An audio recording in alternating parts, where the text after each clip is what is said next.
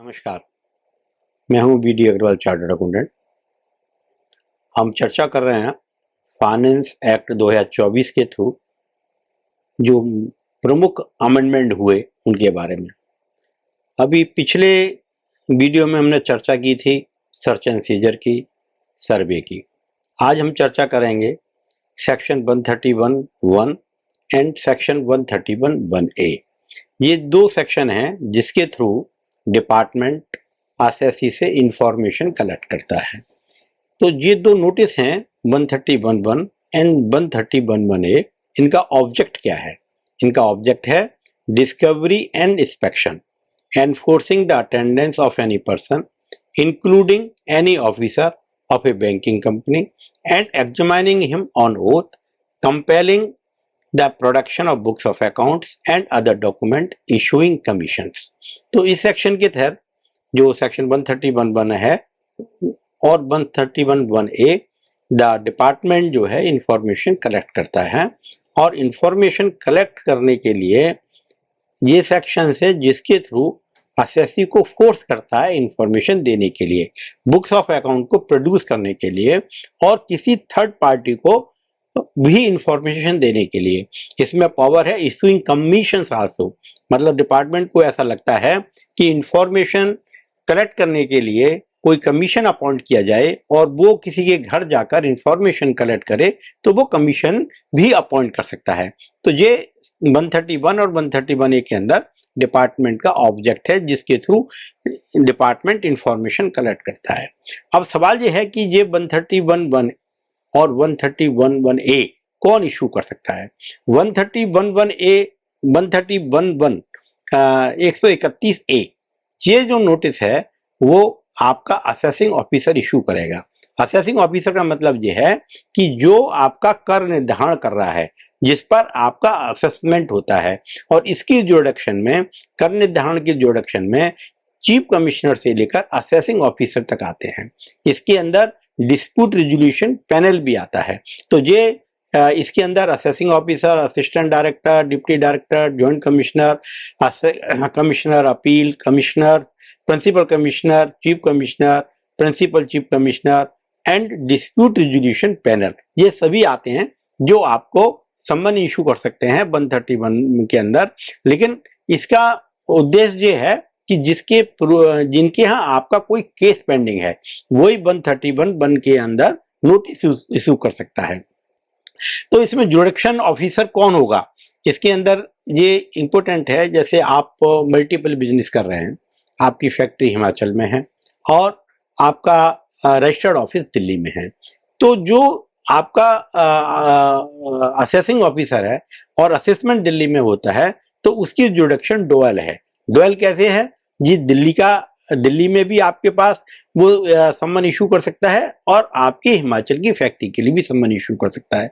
जबकि हिमाचल में जो आपकी फैक्ट्री है तो वहां का जो कमिश्नरेट है वो आपको जो फैक्ट्री से रिलेटेड मैटर है उसमें सम्मन इशू कर सकता है। तो इस तरीके से यदि आपके मल्टीपल बिजनेस है तो डिफरेंट कमिश्नरेट आप पर डिफरेंट ज्यूरिडिक्शन में हो सकता है। तो जैसे मैंने पहले बताया था कि इसका ऑब्जेक्ट क्या है और पावर क्या है। पावर ऑलमोस्ट वही है जो ऑब्जेक्ट को अचीव करने के लिए होती हैं, जैसे to issue summons, to force attendance of any person for being examined on oath और टू कंपेल प्रोडक्शन और books of account and other document if any proceeding is pending. जो मैंने सर्वे में जब बात की थी, सर्वे में जो स्टेटमेंट रिकॉर्ड होता है वो स्टेटमेंट ओथ पे नहीं होता, लेकिन यहाँ जो स्टेटमेंट रिकॉर्ड होगा वो ओथ पर होगा। तो ये 131 का जो डिफरेंस है वो बहुत इंपॉर्टेंट है। During the survey the notice is issued under section 1, the statement can be recorded on oath if not notice issued under section 131, but in case of survey the statement will not be recorded on oath। अब दूसरा जो अभी मैंने जिक्र किया था, सम्मन under section 131(1)(a, 131(1)(a और 131 में फर्क क्या है? 131 आपका ज्यूरिडिक्शन ऑफिसर इशू करेगा, 131(1)(a वो भी व्यक्ति इशू कर सकता है जिसके अगेंस्ट आपका कोई केस पेंडिंग नहीं है। अर्थात जैसे इन्वेस्टिगेशन में है, इन्वेस्टिगेशन के बिंग के अगेंस्ट आपका कोई भी मैटर पेंडिंग नहीं है, लेकिन इंफॉर्मेशन कलेक्ट करने के लिए वहां से नोटिस इशू किया जा सकता है, और इसके ऑब्जेक्ट वही हैं जो मैंने 131 के केस में बताए थे।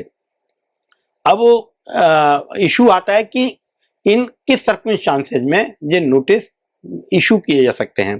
तो सामान्यतः ये देखा गया है कि ये जो स्टेप है वो जब लिया जाता है जब डिपार्टमेंट को इस बात का अप्रेंशन होती है कि असेसी अपनी सही इनकम को डिक्लेयर नहीं कर रहा।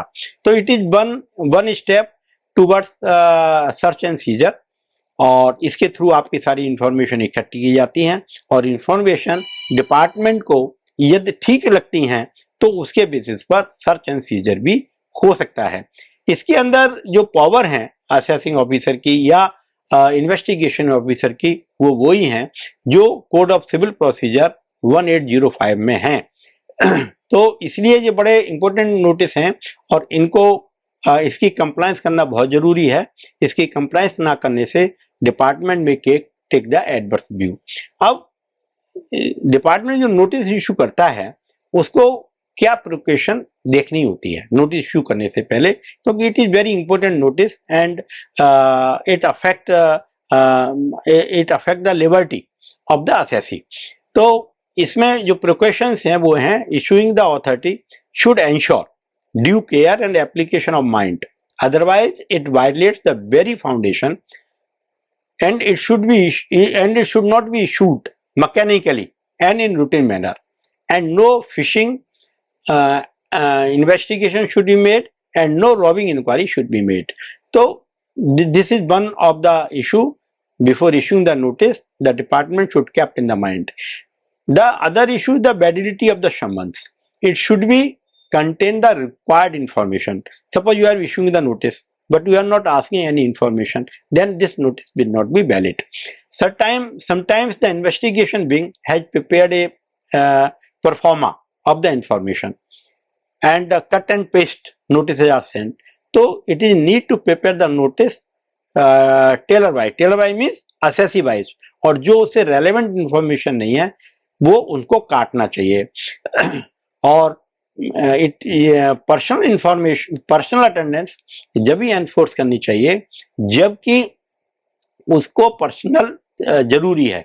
यदि इंफॉर्मेशन ही कलेक्ट करनी है तो इंफॉर्मेशन ऑथराइज पर्सन के द्वारा कलेक्ट की जानी चाहिए।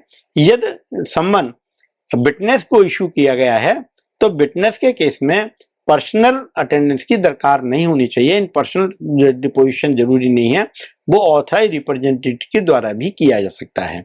बहुत सारी इंफॉर्मेशन सर्वे के द्वारा, जब सर्वे होता है तो जनरली पहले देखा गया था कि सर्वे होते ही एक नोटिस 131 का असेसी को दे दिया जाता था और उसके अंदर असेसी को बुला लिया जाता था। लेकिन अब प्रेजेंट सिचुएशन ऐसी है कि सर्वे के दौरान में कोई भी 131 का नोटिस असेसी को इशू नहीं होगा, और यदि कोई इंफॉर्मेशन कलेक्ट करनी है तो उसके लिए 133A इन ब्रैकेट 6 के थ्रू नोटिस दिया जाए ताकि इंफॉर्मेशन कलेक्ट की जा सकती है। अब what are as we have stated these notice are very important and assessee should take care for all the notices. तो it is advise to all the clients that it is advised to all the businessmen to whom the notice are issued under section 131 or 131(1)(a) to make the strict compliance. If you are not making the strict compliance, then for each default there can be imposed a fine of rupees 10,000 and moreover it may cause of the search and seizure and survey. तो मैंने इन दोनों notice जो कि बहुत important हैं इसके बारे में आपको सूक्ष्म में बताया है, और इस संदर्भ में आपने कुछ भी पूछना है, कुछ भी इंक्वायरी करना चाहते हैं तो आप मुझसे पूछ सकते हैं। यदि आपको ये मेरा वीडियो पसंद आया तो लाइक करें और सब्सक्राइब करें, और मुझसे कोई भी इंफॉर्मेशन लेनी है तो आप मेरी ईमेल पर पूछ सकते हैं, मेरे मोबाइल पर पूछ सकते हैं। धन्यवाद।